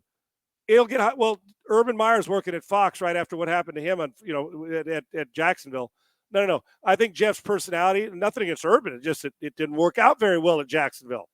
I think Jeff's approach will be a tad bit different, feisty, but it's the leadership. He's got to grab the players. So I think the job will be fine waiting on him. I think Jeff's first priority right now, though, is how am I going to get these guys to win a friggin' game the right way so I don't go back to ESPN so I can keep coaching and be one of the first guys in history that got an interim job without being a head coach, an assistant coach, or a graduate assistant on a college or NFL level, and I'm running a friggin' organization that's been a winner for the last handful of years, at least record-wise. So we'll see. I'm rooting for Jeff, but come on, man. There's 1,000 guys more qualified in the league to coach than him today. Now, he may be great, and it'll be awesome.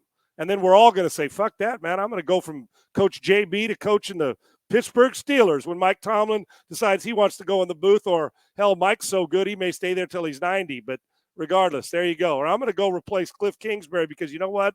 I know how to draw the fuck out of cover 2 man, dude. Sean, me and you're gonna we're gonna kill this show so great, me and you may be the new fucking head coach of the fucking Indianapolis Colts by the end of the season. Stay tuned, brother. Stranger things have happened. Eye in the Sky Don't Lie, man. It's got to be a great one here on our first install of this Last Chance Q.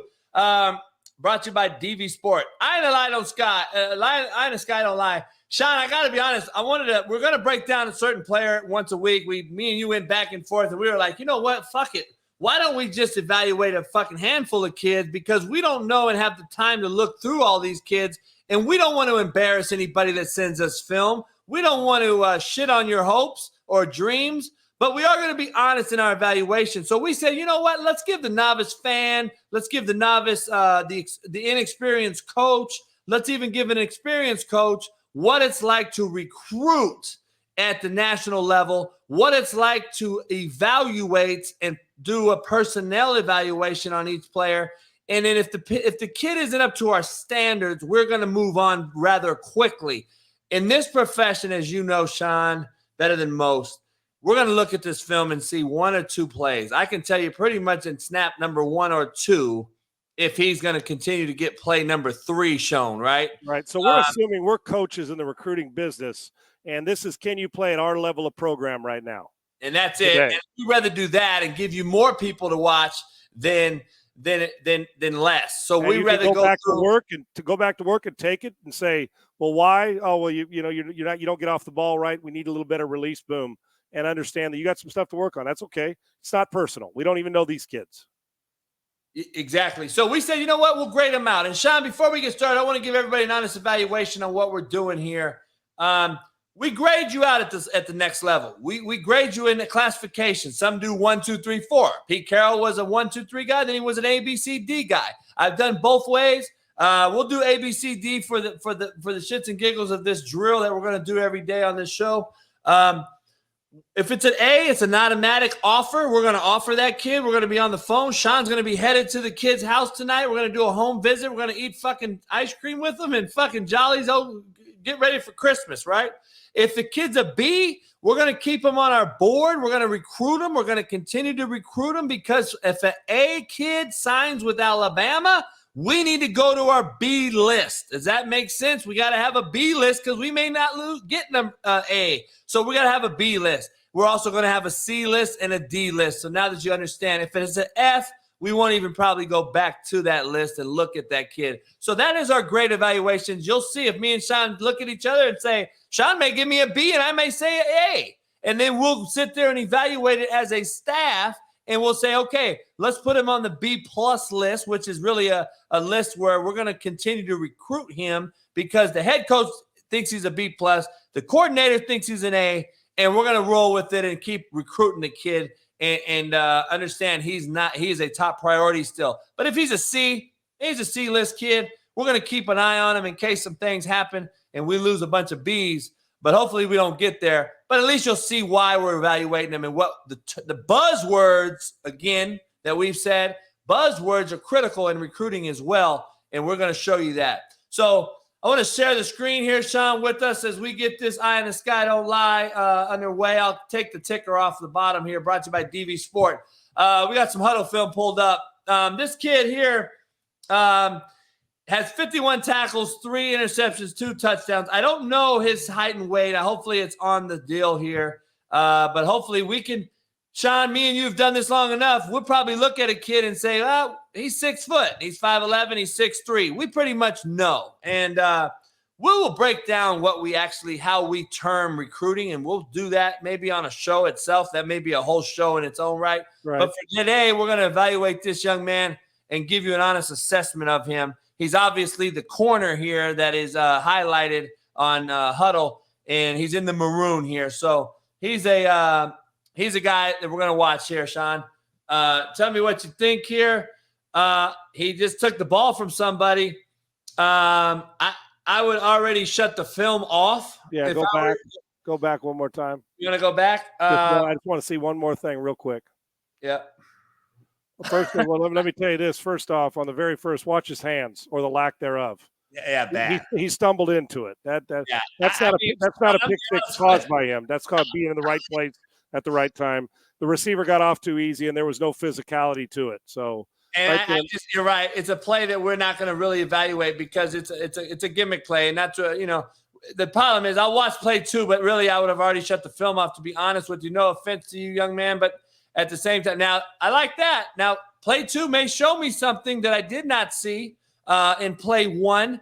But I'm gonna be honest with you. I've seen enough to realize right now, number one, you're not long enough for me. You're very stiff. Okay. If you're a junior or an underclassman, my advice to you is to get in and get stretched out. Start working on some yoga. Start getting do some things that you probably aren't used to. Get some flexibility, range of motion. You're a little stiff for me in our program right now. I want to see you play. He exploded on that tackle, but I don't know if I like his hands very well. Lower body stiff. Where's he at on this one? Right here in the slot. Watch this here. Well, I'd like to see you get some hands on a guy. Now, good job of going making a tackle. I don't think he's quick out of his first step either, out of his back pedal. Yeah. But he knows how to tackle.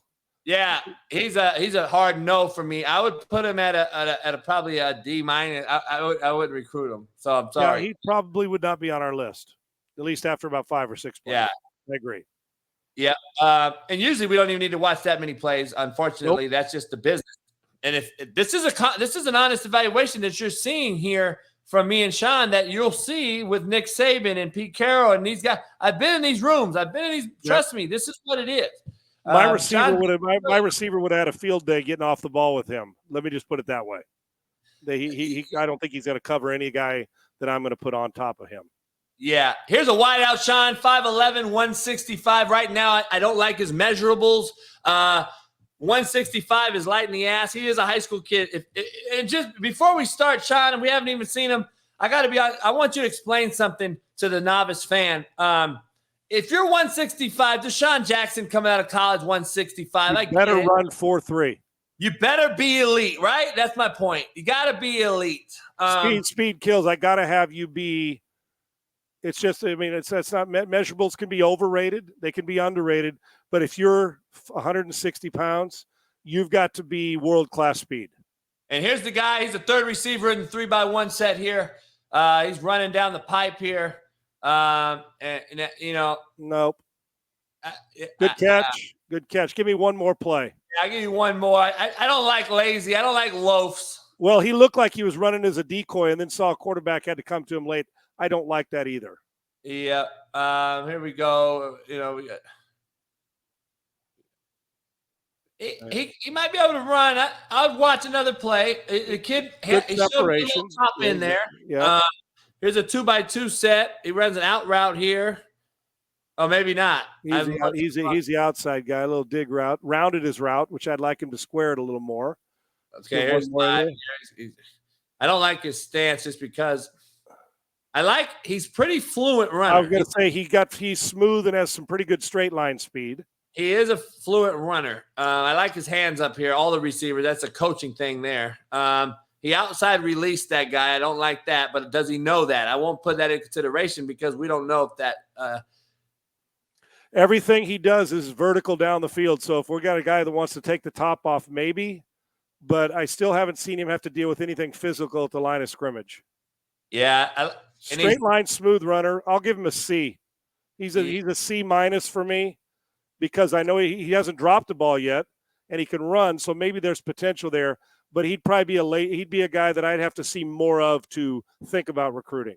So we'd put him on our C board. I agree. Low C for me. We may even be giving him. We may be gracious with that evaluation. Yep. Agreed. But I like his running and everything. But again, I don't like when you're off the line of scrimmage and you're jogging and you're faster than what it appears. I want to see full go. And can I give a hint to people who are putting their highlights up here for us and anybody else to see? Yes. Don't put your best shit at the end. Coaches are going to give you about 10 plays max. They got 500 max. And that's generous. You put your best 6 to 8 up front. I don't want to hear any music. We're not going to a concert. Spot, shadow, and show me. And show me you fighting through traffic on a slant. Show me you're getting off the ball with your hands. Show me your burst. Show me you're catching it at high point. Show me Don't show me a slant route 8 times that are thrown into a window that you could drive a truck through, or that you're running by a secondary because you're playing against Joe Sixpack and Harry Hatchetass. I got to see if you're a receiver. Let me see what a receiver's going to do when he faces good competition. Don't just give me the home runs that are, oh, he ran by a guy through a coverage and the guy's like ran right by and nobody checked him. Give me some stuff, a curl route, finishing back at the quarterback. Give me your best stuff up front so I can get all over it. And to Sean's point, it's a great point because we may be charging for this damn shit here soon because the bottom line is you don't know how to make film. A lot of you guys don't. And all you high school coaches out there, please, I used to advise my guys, I wanted to see their highlight film before they ever left my room. Don't let it get out there because, Sean, as you know, you're accountable for this operation, head coach. And if your kids are out there with shitty film and you're not getting a kid recruited, that's your fault. Your fault as the head coach. Right, and you're rarely going to get a second chance to make a first impression. That don't have their first, however many. If you scored 10 touchdowns on the season, that better be the first fucking 10 plays. And they better be your 10 best plays, not this. You a touchdown that you ran by some guy that he's a 4-9 corner. I don't give a shit about that. I need to know. Show me one against the D1 corner that's getting recruited that you, boom, took his hands off, you punched and stroked, straight stemmed him, leaned on him, ran away, finished, and came out the back door, and then had to run through a tackle. Now we're talking. And Sean, now we're talking. Sean, and if your fucking best play is on the backside of a POA and a point of attack, and you're going to go dig out the safety, and you fucking cut his ass down, and the running back scored, put it on there. Yes. Show me your effort on the backside of a play. I want to see you block. Show me your side adjustment on a blitz pickup. Show me your hot read where you had to jump and go into traffic and run through a linebacker. And show me when they motion you down and you got to seal off the backside. The guy outweighs you by 60. But listen, football ain't just about you running straight through cover 2 as fast as you can and some quarterback making a throw with 14 yards of separation. Same thing with quarterbacks. Don't show me in a pair of shorts and a T-shirt you can throw it 60 yards. Great. Yeah, you could throw it through a car wash, but can you hit the car wash without? I mean, I know you can throw it through without getting wet. Can you hit the car wash? So let me see it. My thing is too. You're coming to Alabama, son. You have to play against the best. You're at high school in 8-man football playing against a bunch of fucking little white kids. I don't want to see you running through cover 2 high safety 100 miles an hour. I know you better outrun them or we wouldn't even have your fucking film up. I want to see you with that long 6-foot corner who's a $190 that's mauling you at the line of scrimmage. Now get off that pressure coverage. Or on a shallow crosser, are you, boom, pushing up, straight stemming, stair stepping, then run away? Or is it a straight run through? Or on the deep over route? Or are you precise on when it says 12 back to 10 on a curl route? I didn't say to run it. If I want a 14-yard route, I'll call a 14-yard route. I need you to be precise because precise equal dynamic. Moving on. Neither one. I'm not recruiting either one of them yet. Let's see. We got a kid here. Let's see where his deal is. Maybe it's a back. I don't know. It's a receiver again. Okay, another receiver. See that? So right there, you lost yourself a scholarship. You lost a scholarship because you ran a fucking 6-yard hitch route, got tackled, and looked as stiff as a porn dick. And bodied the catch instead of catching with your hands and do something. That guy's driving on it. Son, I don't need to see it. All shits and giggles aside, I don't need to see that from you. I need to see you run a curl route right here against this guy and stem his ass and get him out his back pedal. Thank you. Get close to get open. Oh, shit. That's what – yeah, you're done. So, that's horrible film right there. That's an example. No offense to this kid. I hate to hurt a kid's feeling. That's why we're not putting names on it right now. We're not going to tell him. We're not here to hurt anybody's feelings. Yeah, but when you're asking, listen, I got honestly evaluated, but the NFL, if they don't want you, they keep moving on. Sorry, you're looking at the next level. It's the first big decision you're going to make where you go to school, if you can go. We're not here to call you out, but we're here to be honest because I'm treating this like I'd evaluate my own kid. Then if he was running routes, that's why I'm doing it. Let me bring this kid back up. I got to be honest. I got to bring this kid back up real quick because I want to say something that I think could be very critical for these kids. First of all, this is the kid we're looking at here on the backside of this play here, walking here. He's walking basically. That's him? I guess no. I'm sorry. I was confused now, but now he's the running back. Sean, this is my point. He's 6'6". I did not know that. So 6'6" puts up ringers in my head. Ding, ding, ding, ding, ding, because now the game has changed, people. I did not know the kid was 6'6". When I first looked at him, I said, okay, 6'3" or whatever. He's not very fast for 6'3", so I'm not going to recruit him. Now that I know he's 6'6", I have to now look at him in a different light. I want you to know what I mean here, and Sean is going to fully know what I mean. He's now at safety on the hash here, and he's very, very lazy. He's not very gamey. Holy shit. Ooh, they attacked him. Now, I can tell you what he's not is a running back on one end, okay? And now maybe I could move him to wide receiver, but I didn't see him exactly attack the back, okay? That was a heel tackle. And this is my thing, Sean. The reason I brought him back up because I want you to understand something. Jason Pierre-Paul played offense, and then when fucking people said, you know what? He came out to California to play JUCO when I was out here, and I was like, okay, this guy's a freak. How about you go to D end? I don't think you're a tight end. I don't think you're an offensive weapon. I think you're a defensive guy that's got ball skills. Let's move you to D end. Maybe you'll be a fucking 10-time All-Pro. Well, guess what? Worked out pretty good. That kid right there, if he had any type of ball, if he had any contact courage, we like to say in the football game, I would say, okay, now let me watch him a few times. Oh, yeah, to see if there's a place for him somewhere else. Right. 5'10" kid. Son, go back and get in the weight room, get some nuts and guts, and come back and understand this isn't basketball or baseball. This is a contact collision sport, and I'm rooting for you. But at this time right now, we couldn't recruit you. And if you're a 6'6" running back, which probably means he's 6'5" and a half or 6'5", because everybody at that age, probably, but 6'6". There's a guy in Tennessee that plays for the Titans. Is about 6'4". They say 6'3", but he's about 6'4", 255, okay? Go watch his film.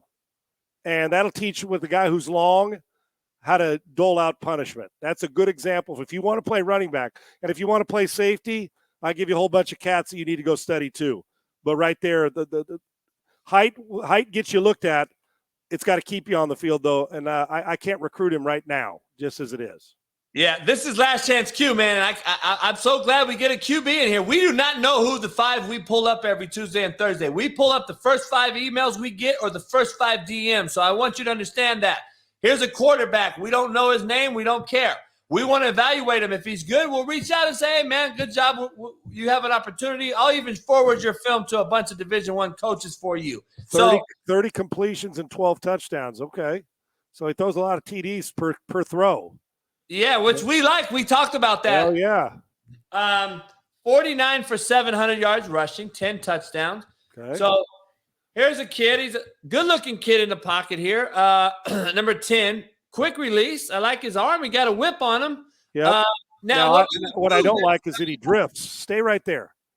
Okay. Let me go back here, Sean. Stay right there. Not to cut you off.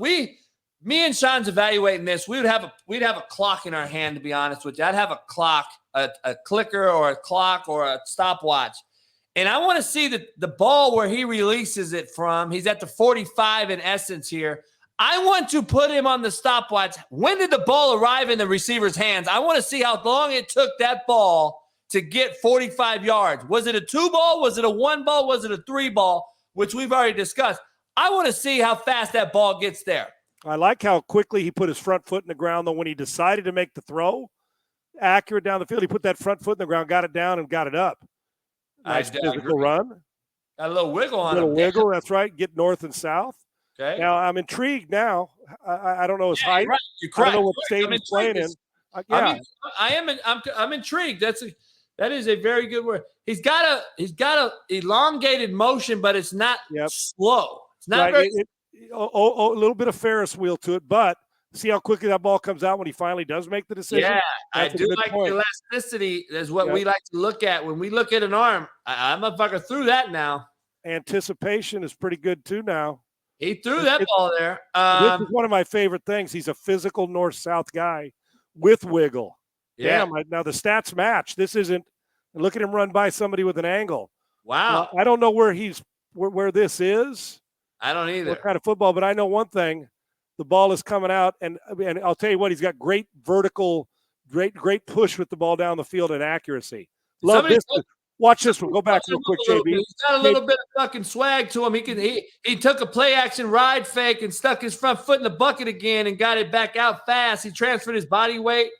I would like to get that kid to sock the wall a little quicker and get rid of a lot of that elongated motion. But maybe a little more knee flex too. He makes up for it with does. Quick release. I don't like his laissez-faire ball security. I like to have him. I want to see him a little more urgent in the pocket too. Yeah, I want to see him in the pocket. He's got some poise to him though. He looks like it's horrible film. Number one, the film guy. You should off be schedule sidearm, not bad off schedule. Yeah, he's a bouncer in the pocket. I'd probably like to keep him a little more quiet with the lower half, violent but quiet. But he's a bouncer. But I love this part of his game. He does not waste motion when he gets up north and south. No, he's a one. And he's got runaway too. Shit. I want to bring this point up while we still watch this kid, Sean, because this is an interesting one for us. Which is great live TV. I mean, I got to be honest. The filmer here, you're on the verge of fucking losing this kid a scholarship. Yes, got to. And I want to understand. I want you to understand this, head coach, and no offense to you and your program, you got a good kid here. The filmer, you have to have this thing checked as the head coach. You're accountable, coach. You're filmed for your players, not only for this kid. But you got kids in the film that aren't showing up that you're missing that could be getting a scholarship look. And I hate to see bad film because it's hard to evaluate. And I'm just telling you, if you're Nick Saban with 700 quarterbacks on his desk and it's bad film, this kid's getting skipped. Yes, and he's a good kid. We may like this kid, but he just got skipped because your film is shitty. Yep. Things I love about him. The ball is accurate down the field. Very. The ball comes out for a guy who's a little bit, I don't mind relaxed, but a little casual in the pocket. But when he puts his foot in the ground, the ball comes out and the ball jumps out of his hand. And he seems to have pretty good anticipation, pushing the ball down the field and throwing people open. And I love the ability for him. He does not get too cute when he decides to pull it down and run, whether it's a quarterback power RPO, and he's got breakaway speed. There's something here. There's something here with this kid. There is. I like it, and he has not underthrown a ball yet. How do you like tells me he knows how to make people go get it. What's that, Coach? How do you like his mechanics overall? Mechanically speaking, what do you like? I don't want the ball. I mean, I want to make sure the ball goes up and out and doesn't go drop up and out. I would like a little more knee bend while he's in the pocket. A little flex on the front and back knee in the pocket. I do like how quickly the ball, his front foot hits the ground when he lifts it up and puts it on the ground. I like when it's not an overstrider. He plays where he keeps like a boxer, a good puncher. He keeps his feet underneath him, and they're pretty damn active, and they're violent on the run, so which I like. And his upper body's quiet. You know what I'm saying? There's not a lot of noise to it. So I like that too, which doesn't waste a lot of motion and allows him to get the ball up and out. You could speed up a few things, but a little more knee flex in the pocket. But I do, and I like the release point too. And he also showed me he can get a little cute throwing sidearm when he's on the run to his right when he doesn't square up. No doubt. Let's watch the rest of this. He a very intriguing kid here. If I was at Independence right now, I'd probably have him on my board for sure. I do like this kid. He's very settled, quick. I mean, he's got a lot of fucking twitch to him. I do, and I love his swagger, like you said. Decisive. He is very decisive. Yep. I'm just not knowing his measurables here. Me and you watching him and watching kids our whole life. I'd say he's 6'1.5", 6'2", maybe. About $185. Yep, I say the same thing. He is he can roll out. I'm looking at the defense now, Sean. I want to make sure we're clear here. Coaches that are all evaluating film. First thing I look at, to be honest with you, because now we know the kid can play to some extent. Right. I'm now focused on the defense. I want to see the defense. I want to see, is this a bunch of little short white kids in the middle of fucking Idaho, or where are we, right? Where are we at? Are we in Georgia where we get fucking recruiting heaven? Are we in L.A.? Louisiana? Right. Yeah, are we in Dallas? In Houston? Houston. Are we in Manville? Or is this Manville versus fucking? I want to know now. Now you got North Shore, right? North Shore versus Lake by Katy, Austin right? Westlake, Katy, right? Westlake. There you go, right? And I'm like, is this now? I know this kid can fucking play, but is it against some backwoods team in Idaho? No offense to Idaho, there's not a lot of football players coming out of Idaho, so that's now number one on my evaluation. I got to see who he's playing against. And I'm looking on the field. No offense, I hate to be. Put it this way: he's either really good, or the defense he's playing are really bad, or it's a combination of both. Because he's running by people like they're standing still. Dude's got game now. The kid's got a little bit of game. I'm intrigued with him. Mason McKenzie, is that who that is? Yeah. I think that Mason McKenzie's got to be in my B category. I don't know what level we're at. He looks like a guy, and I don't even know what grade he's in. He looks like a guy that I can work with, and there's some elevation to his game. I gotta keep an eye on him and keep recruiting him. That's what we kind of looked at when we were looking at the quarterback. I think he's accurate. He throws guys open. Sean likes his vertical speed. Mechanically speaking, we like his release. We would like to fix a little bit of his elongated. He's got a bit of elongated motion on the back of his whip, but he gets it out quick. Sean likes to see knee bend, both front and back, and then he transfers his weight well. He socks the wall, which we like to use that term in quarterback, and he's fast. He also is pretty decisive with the run game and the pass game. Now I didn't have to see him go through many of his reads, right? I didn't see him have to progress where he goes 1, 2, 3, check down, because the first or second guy was always open. But if you're going to pull it, and he did. I'm interested. This kid I'm keeping an eye on. I got to know his measurables. I am now watching more of him and think that he's a Saturday player somewhere. Let me just put it to you that way. No doubt. Yes. Let's get to the last kid. We got 5. We're going to get to it. Running a little long. This is our first install. We're going to make this show a little shorter than this, possibly. I can talk with Sean for fucking 8 hours a day. I don't even watching the clock. I get carried away because I love this shit. But this is awesome. Here we go again. Chase Pence, okay? Quarterback again. Another quarterback. We're lucked up. We lucked up on Last Chance Q. I swear to God I did not pick these kids. I swear to you. Now, this is a little shorter, wobbly body kid. He threw that, but, he right now off of stature alone, just seeing him there, I'm not intrigued as much, obviously. He looks about 5'10", 5'11". Now he's a shot putter. That's a push. He got now great accurate throw, but shot put a little slow. Here's my thing too. When I see a high school kid and he's completing 54%, I know we got a long way to go accuracy wise. Now this may be a freshman playing against the varsity. Who knows? Yeah, I don't know, but I think the measurables tell me now he throws a nice little drop shot deep ball. Love this kid. It looks like a kid that, put it this way, he looks like the kid I want to root for because it looks like he's undersized. Yeah. And nice throw there. I mean, the kid took a drag. He threw a crosser and took a chin shot. I like that. You know what I mean?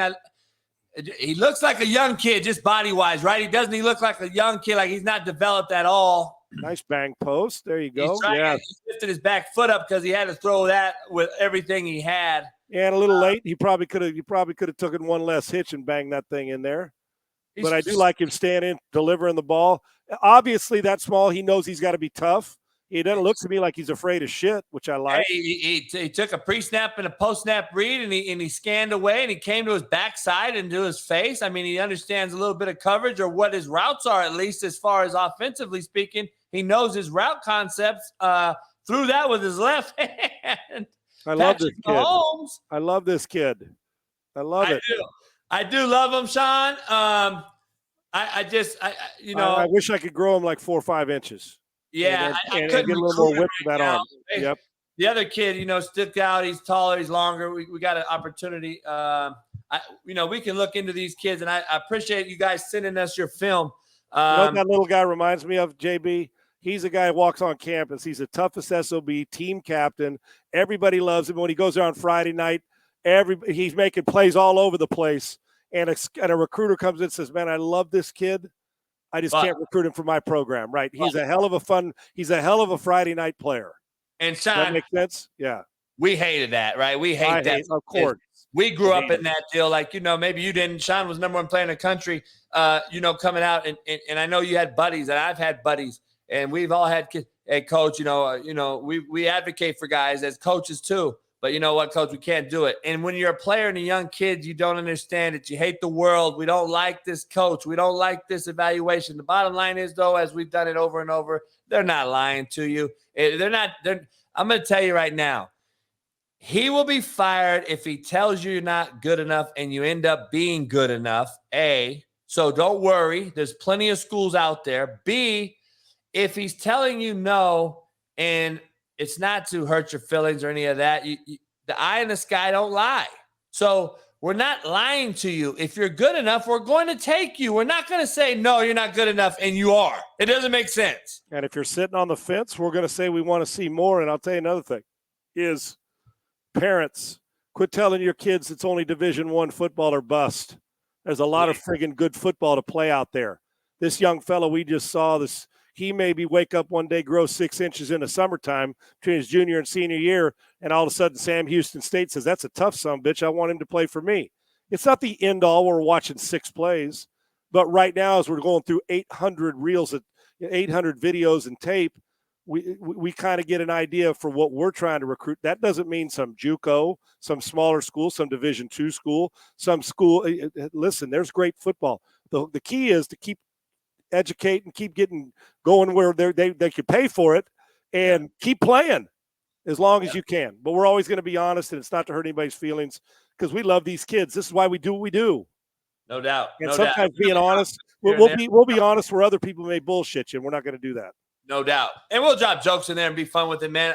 We respect the fact you sent us your film and you're putting yourself out there to be evaluated. Ballsy. I love it. You won't do that. Right. Especially with my shit talking ass. And hey, Sean, man, I can't. It's fucking like I'm coaching again.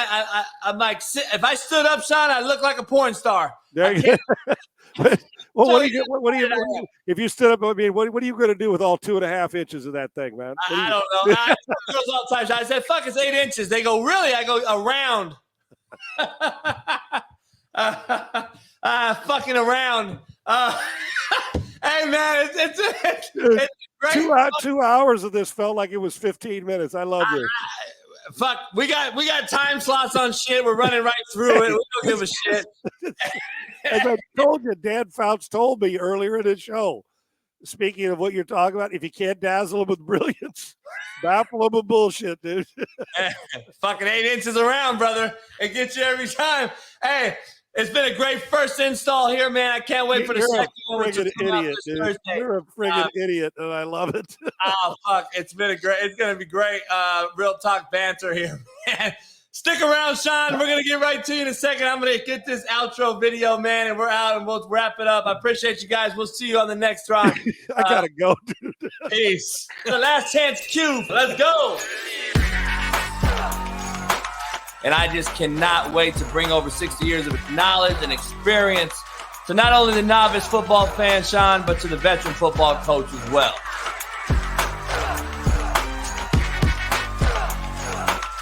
You love it, you better live it, drink it, eat it, smoke it, and then every now and again wake up with it laying next to you. The premier football coaching show on the internet. I've looked forward for the longest time to be with somebody whose energy and knowledge of football and teaching and no nonsense, but understands the old game, the in-between game, the new game, and combines them all. Last Chance Q with the great, legendary Sean Salisbury.